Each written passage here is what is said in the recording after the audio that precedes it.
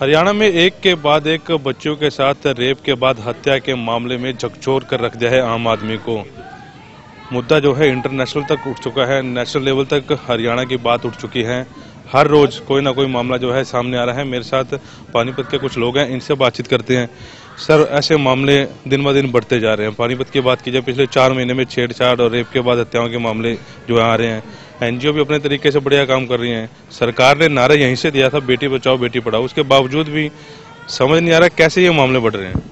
देखिए, हमारे पानीपत की धरती तो बेटियों को प्रोत्साहित करने की धरती रही है। 150 साल पहले हाली ने कहा, ए माओ बहनों बेटियों दुनिया की जीनत तुमसे है।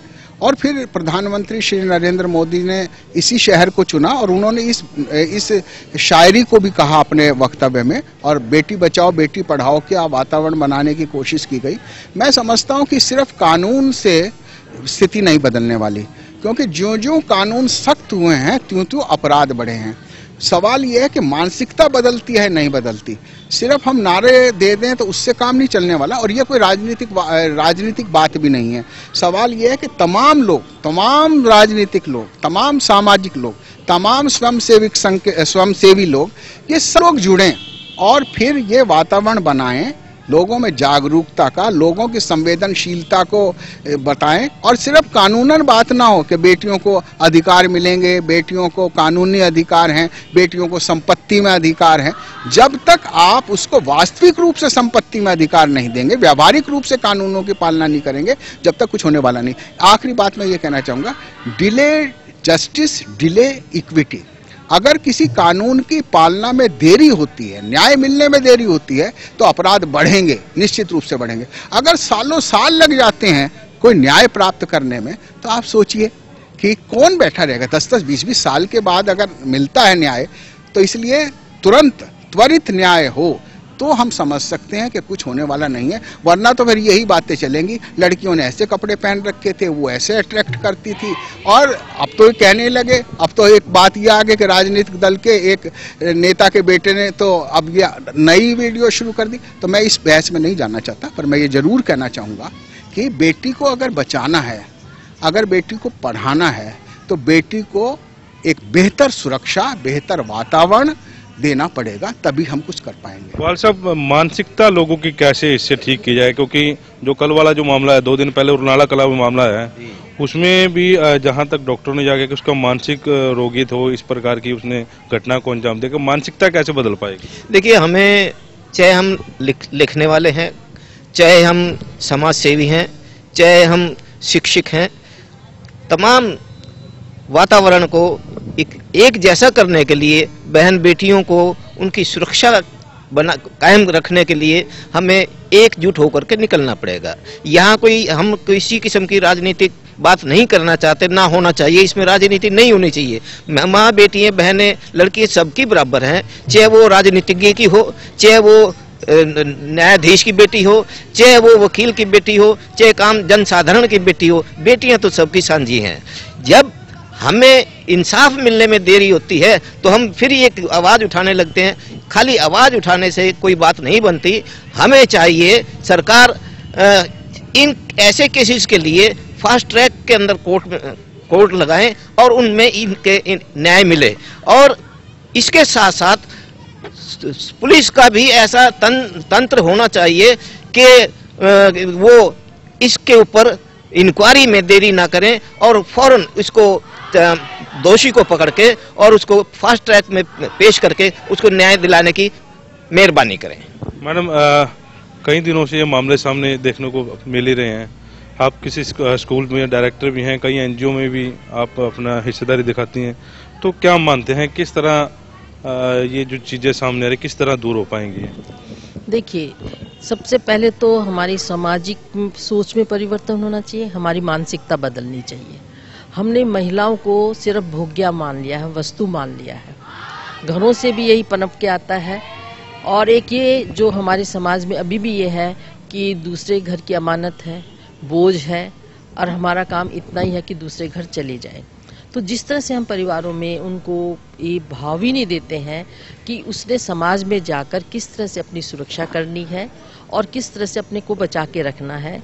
और यौन शिक्षा का भी इसमें मैं कहती हूँ शामिल होना जरूरी है। घर से भी मिलनी चाहिए, विद्यालयों के शिक्षण संस्थाओं के माध्यम से भी उनको प्रॉपर एक शिक्षा मिलनी चाहिए कि किस तरह से आप अपनी ऐसी स्थितियों में अपना बचाव करें।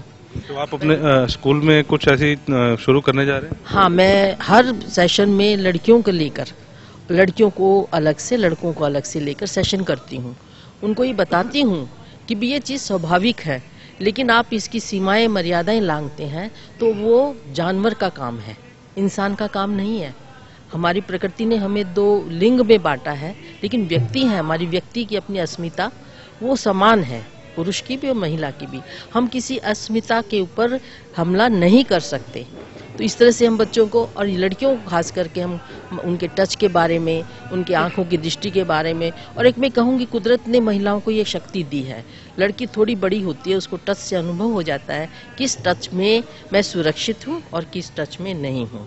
तो वो उस बच्चे को बताने की एक हमें आज़ादी, जो घरों में माहौल मिलना चाहिए, वो अपनी इस बात को अपने घर में या अपने शिक्षिका के साथ या जब घर में जिस पे भी विश्वास हो शेयर कर सके और उसको उस दृष्टि से प्रोटेक्शन मिले।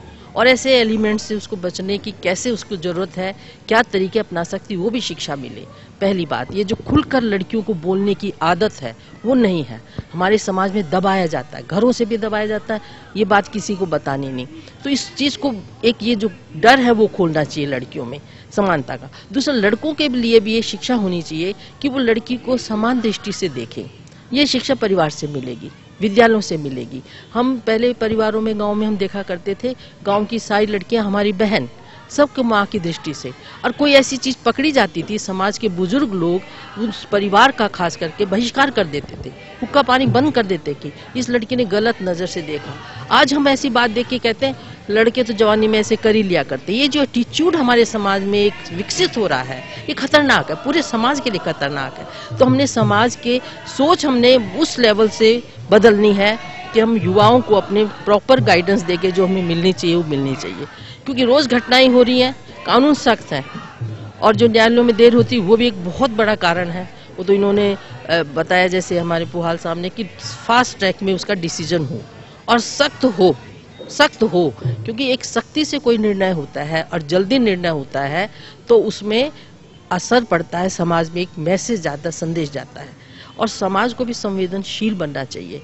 ये संवेदनहीनता जो समाज में है, सड़क पर किसी लड़की को कोई छोड़ रहे हैं, हम चुप से निकल जाते हैं, बस में किसी छेड़खानी आंख मूंद लेते हैं, ये हमारा समाज क्या हो गया? क्यों इतना सुप्तप्राय हो गया? क्या हमारी कोई सामाजिक दायित्व नहीं है? हम सामाजिक प्राणी हैं। तो ये समाज को भी अपना सोच का परिवर्तन करना होगा। फास्ट ट्रैक की बात चली, बलजीत नगर में एक मामला आया था, आपने देखा ही था सारा मामला। उसमें अभी तक वो मामला फास्ट ट्रैक में नहीं गया, जबकि सरकारें दबाव में आती है तो फास्ट ट्रैक में चला जाता। कल वाला जो केस था, एसपी साहब ने प्रेस कॉन्फ्रेंस की थी, उन्होंने कहा कि फास्ट ट्रैक में लेके जाएंगे। ऐसे मामलों में क्या होना चाहिए, आपकी क्या राय है? हमारी तो यह है जी, जो ये फैसले जो हादसे होते हैं ना, 100 में से 90% लोग नशेड़ी होते हैं, शराब का सेवन करते हैं। बाद में जैसे कह रहे दिमाग में कमी थी, दिमाग में कमी उसकी बहन से की बहन बेटी भी है, उसको कोई नहीं, उसने गलत काम किया। जो बच्चियां के साथ रेप हो रहा है ना, उसको तो अब कह रहे उसने कबूल कर लिया तो मेरे हिसाब से उसको तुरंत सजा दे देनी चाहिए। हमारे संविधान में नहीं है, लेकिन इसको बदलना चाहिए। जब और चीजों को संविधान बदला जा रहा है तो इसमें तो सबसे पहले बदलना चाहिए। समाज में जब इंसान के रूप में कुछ भेड़िए हैं, हम उसको पहचान नहीं पा रहे, सही वो नाते में नाना मामा लगते हैं, फिर बच्चे किससे? उसमें एक कारण है जो मैंने आया, हम पढ़ते अखबारों में, आपके माध्यम से आप जो बताते हैं, समाज में नशा ज्यादा मैंने कारण है इसकी। फरीदाबाद में नशे में थे, बोतलें, शराब की बोतलें थी, वहाँ भी शराब के गली मोहल्ले में, हर गली मोहल्ले में शराब बिक रही है। कोई बोलता है तो ठेकेदार या पुलिस या और भी प्रशासन को दबाने का प्रयास करता है। नशे में ज्यादा जो अखबारों में पड़ा तो नशा पहले पाया गया इसमें। और जब अपने नाना नानी के गांव में बच्ची से नाना या मामा कर रहे हैं तो बचाएंगे किससे? ये समाज में एक दानव है, उसको बचाने के लिए हम तो सरकार से अपील करते हैं। जैसे टीवी पे रोज शाम को बैठ जाते हैं कुछ टीम में, तलाक के ऊपर या मंदिर के ऊपर, इन चीजों पर बहस हो सकती है। ये तो पर्सनल हमारी बेटी है, हमारी खुद की बहन हर घर में है, चाचे ताऊ की है अपनी, उनके लिए भी अगर ये बैठेंगे तो समाज में आएगा।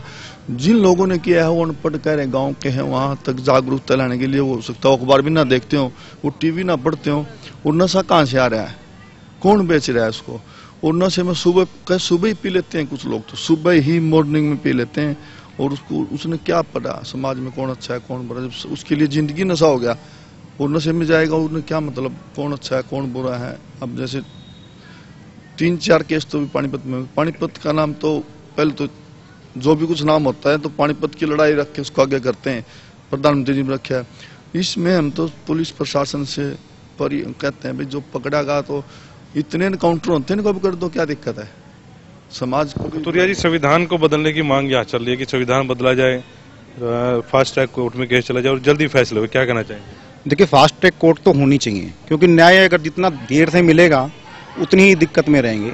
हम तो भगत सिंह से दोस्ती मंच, माता सीतारानी सेवा संस्था, ब्रेक थ्रू संस्था जो है एक मुहिम चलाना चाहती है स्कूल में, कॉलेजेस में इन बच्चों के लिए, कि आगे जब तक अवेयरनेस नहीं होगी तब तक कुछ भी नहीं हो पाएगा। माँ बाप के बीच में हम बीच में जाएंगे, नुक्कड़ नाटकों के बीच में जाकर अपनी बात को रखना चाहेंगे। सर, कितना सही मानते हैं अभी डिबेट चल रही इस मामले को लेकर, कैसे ये मामले हट पाएंगे? देखिए, सभी ने ये कहा फास्ट ट्रैक कोर्ट होनी चाहिए और इससे मैं बिल्कुल सहमत हूँ। इसके अलावा एक बात और है, इनको जब कभी बाहर ले जाते हैं ना तो मुंह ढक के, क्योंकि कानून ऐसा है, मुंह ढक के इनको तो कम से कम मुंह काला करके घुमाना चाहिए कि शहर के अंदर पता चले कि हाँ इस तरह की भी बात हो सकती है।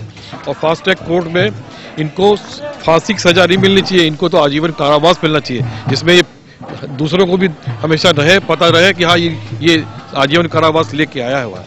और दूसरी बात, सबसे बड़ी जरूरत है कि हमारे पाठ्यक्रम में इस तरह की पुस्तकें हों या इस तरह की चीज़ हो जिसमें कि ये चीज़ सिखाई जाए, बच्चों को स्ट्रांग होना सिखाया, लड़कियों को बताया जाए ये चीज़ गलत है ये बताई जाए।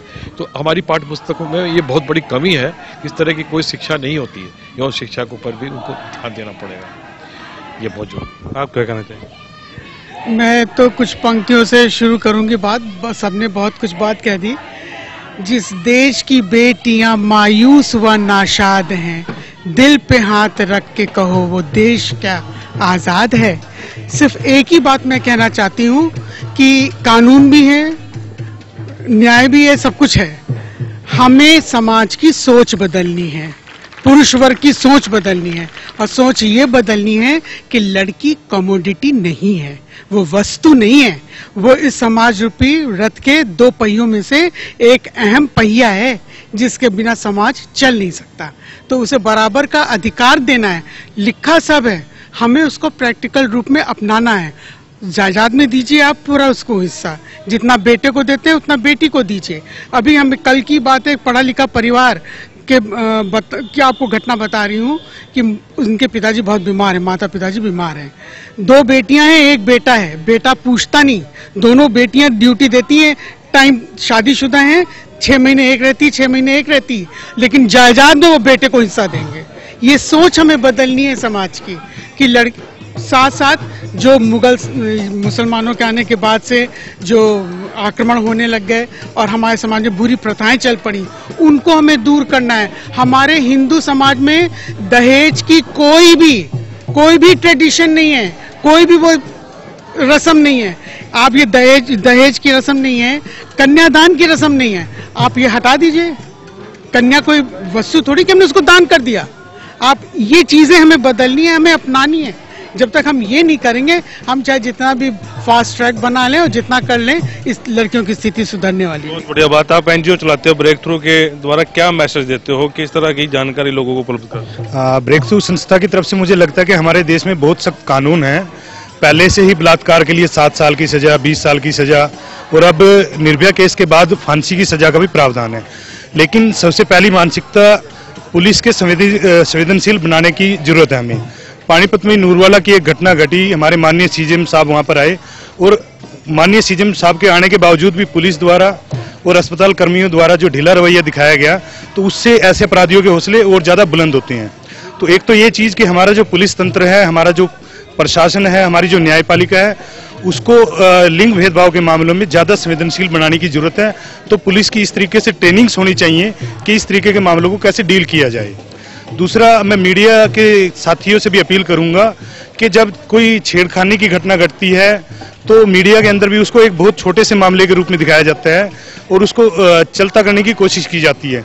हमारा समाज भी लड़कियों को दबाता है कि तुम्हारी बेइज्जती होगी, माँ बाप बोलते हैं कि तेरी शादी नहीं होगी, तो वहीं से हम लड़कियों को दबाने की शुरुआत करते हैं, जिससे मनचलों के हौसले और ज्यादा बढ़ते हैं और वो घर में घुस करके आज जो है बलात्कार तक करने लगे हैं। आप युवा हैं, क्या मानते हैं अभी जो 3-4 केस निकल के आए हैं हरियाणा में इन दोनों में, उसके बाद पुलिस थोड़ी संवेदनशील हो जाती है, फिर बैठ जाती है, उसके बाद फिर ऐसे मामले सामने आ जाते हैं? इसके लिए मेरा एक सुझाव ये है कि सबसे पहले जो भी इस तरह का अपराधी होता है उसको एक सार्वजनिक जगह पे ले जाकर उसको सजा देनी चाहिए, ताकि वो सजा एक मिसाल बन जाए बाकी लोगों के लिए कि वो ऐसा ना कर पाए।